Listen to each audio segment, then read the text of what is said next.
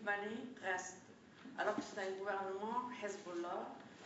Le président Slimane a réuni ce qu'il appelle le dialogue national avec l'ensemble des parties prenantes et le président libanais, qui a une autorité importante, souhaite que cette cohésion soit maintenue.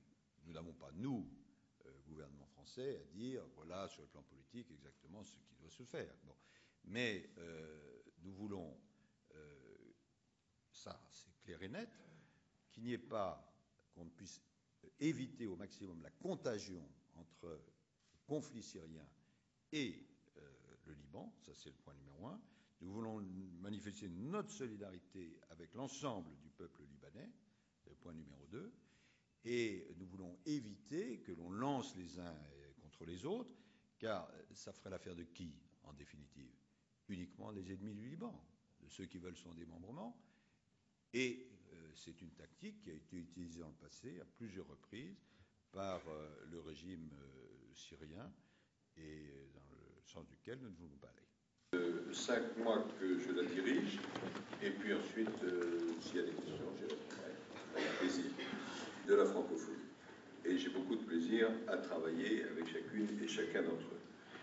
Notre action, il faut comprendre qu'il y a beaucoup de partenaires dans cette diplomatie, en particulier les collectivités. Les moyens de communication interne, télégramme, téléphone, etc., qui augmentent de 10%. Quant aux Russes, ils insistent beaucoup, et après tout, pourquoi pas, sur ce que nous appelons Genève.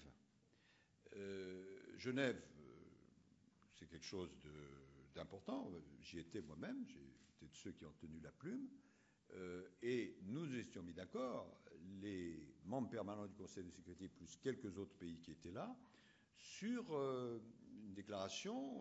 Kofi Annan était présent, nous lui avions demandé ce qui pouvait l'aider à faire son travail, qui finalement n'a pas pu prospérer, et nous avons tous signé ce constat de Genève, je ne sais pas s'il faut l'appeler constat, accord, peu importe.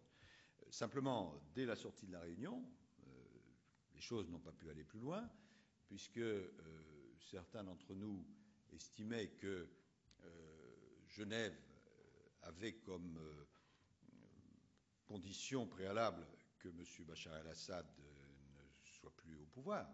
C'est ce qu'il y a dans le texte, puisque le texte, d'après ma mémoire, dit qu'il y aurait, en bon français, un new governing body qui aurait la totalité des pouvoirs exécutifs.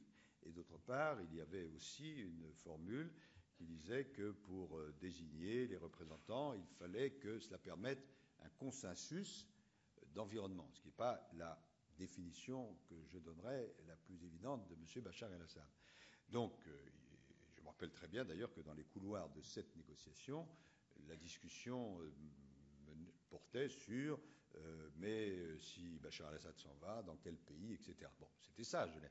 Mais seulement, à l'issue de Genève, il y a eu divergence d'interprétation.